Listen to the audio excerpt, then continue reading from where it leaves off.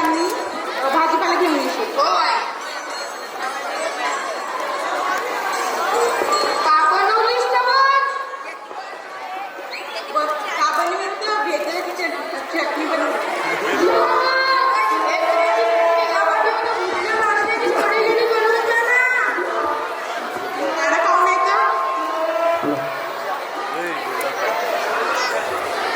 भुजल्या मासळ्याची कढी मोठी लागते गोड भुजल्या मासळ्याची कढी मोठी लागते गोड सलमे मसाला सोड सलमे मसाला सोड सलमे मसाला सोड सलमे मसाला सोड रानातल्या तळ्यामध्ये दोघेही जमतील जाऊ रानातल्या तळ्यामध्ये दोघेही जमतील जाऊ जाळ्यामध्ये पडला किती सारंगा पाहून येऊ जाळ्यामध्ये पडला किती सारंगा पाहून येऊ मी मास्तर बांधतो तू टोपली कबरावो मी मास्तर बांधतो तू टोपली कबरावो सलमे मसाला सोडावो सलमे मसाला सोडावो सलमे मसाला सोडावो सलमे मसाला सोडावो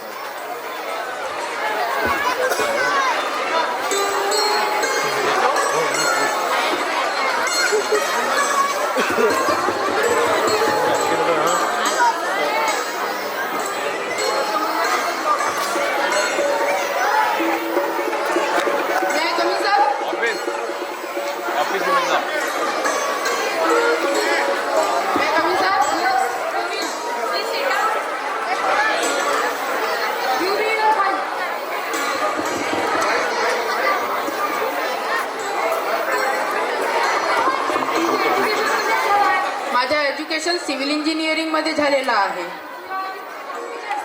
नाही सर.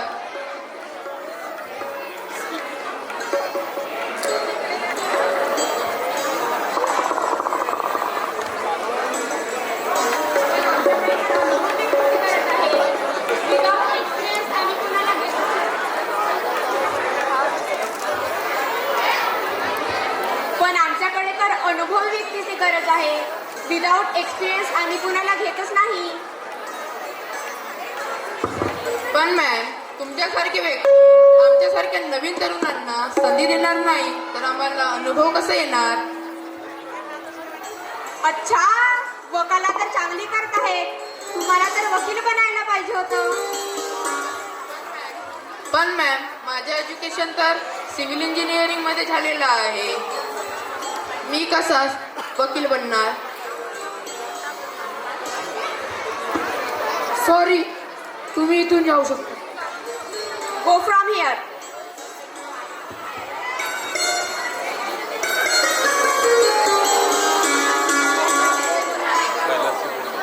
अजयकडे अनुभव आहे म्हणून त्याला इंटरव्ह्यूमध्ये Yes. करून त्या ठिकाणी कशा Please sit down. पैसे भरून नोकरी मिळवल्या जाते हे आपल्याला Give me your file. स्कीममध्ये दिसणार आहे. तुमचं एज्युकेशन कशात झालंय? माझ्या सिव्हिल इंजिनिअरिंगच्या शेवटच्या वर्ष सुरू आहे. पण आम्ही तुम्हाला ही नोकरी का द्यावी? तुमचा तर एज्युकेशन पण पूर्ण नाही आहे, त्यामुळे अनुभव पण नाही असणार. हो, पण माझे मामाजी तुम्हाला चांगलेच ओळखतात, म्हणून त्यांनी मला इथे पाठवलं. कोण?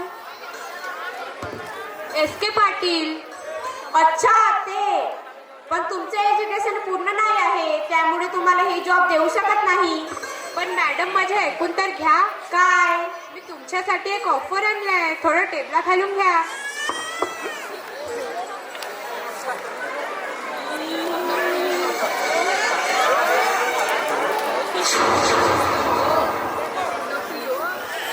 किती आहे? 5 लाख आहेत. एवढ्यात आमचा काहीच होणार नाही. जास्त असतील तर बोला. सगळ्यात वाटणी करावी लागते आम्हाला. एवढेच आहेत मॅम. मामाजी म्हणाले की माझं नाव सांगायचं ते तितक्यात करून देतील म्हणून. पाटील सर बोलले म्हणूनच तर 10 लाखात करत आहोत. नाहीतर 20 लाखाशिवाय कोणाला घेतच नाही.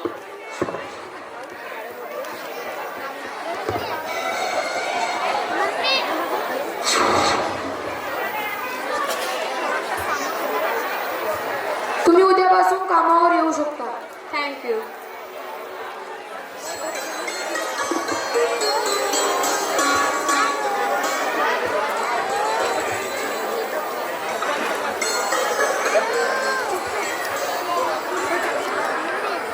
हॅलो.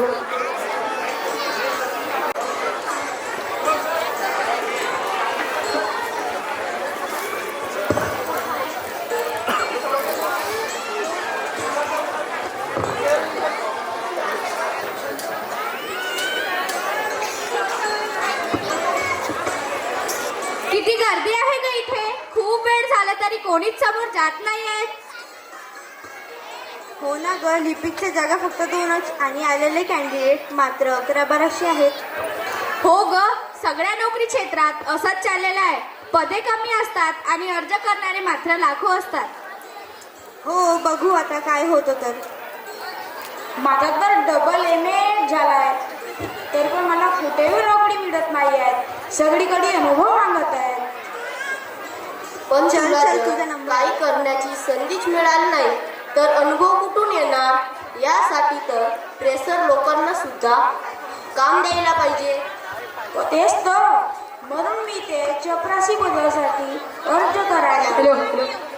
चल, तुझा नंबर आला.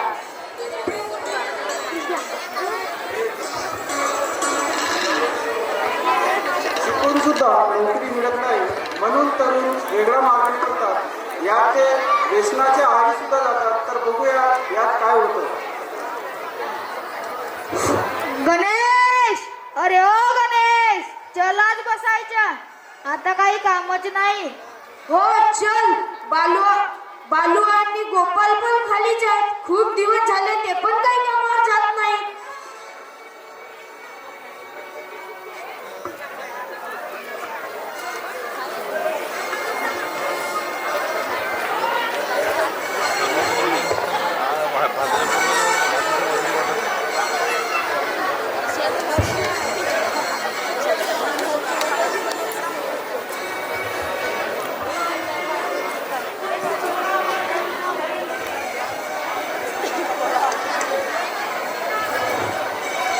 सध्या कुठेच काम पण नाही आहे. गावात 2-3 महिने रोजगार असतो. या नोकरी पाय काय दिमागच काम करत नाही. हो, आणि मग आपल्याला असं बसावं लागतं पत्ते पिसत. आधीच आपण गरीब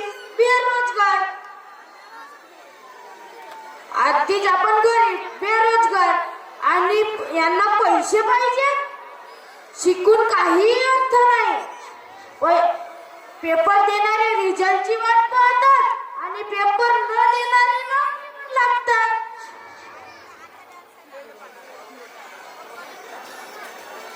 यापेक्षा तर आपल्याला वेगळा मार्ग पाहिलेला बरा गणेश. कदाचित कुणाच्या मागं धावावं लागणार नाही. म्हणजे काय बालू? म्हणजे कुठंतरी मोठा हात मारू. म्हणजे गणेश, जसा बँकेत दरोडा टाकू ना, आपली गरिबी तर दूर होईल.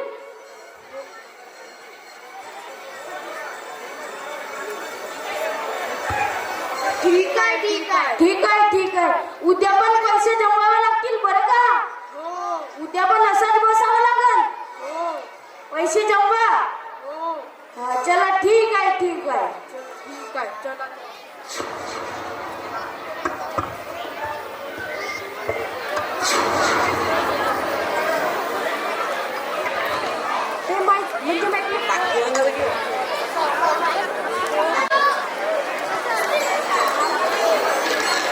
सध्याच्या युगात सगळीकडे च्या माध्यमातून रोबोटने जागा घेतलेली आहे.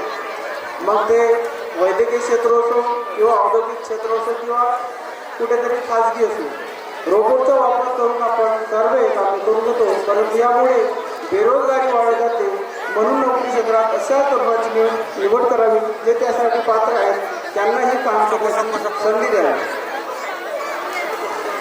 बुक कुठं आहे प्लीज ओके.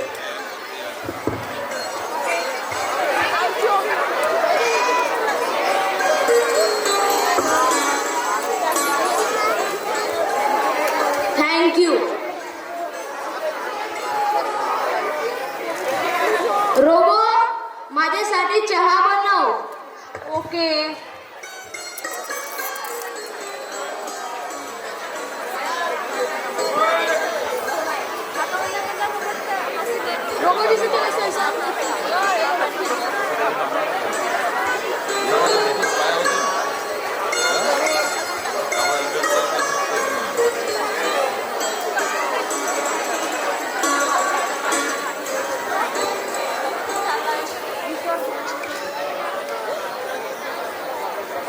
थँक्यू.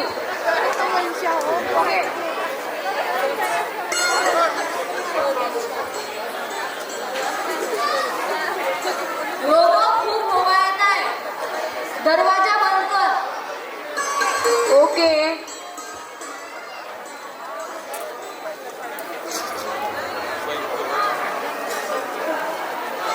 रोबो आता मी झोपतो. Good night. लाईट बंद कर. ओके. Good night.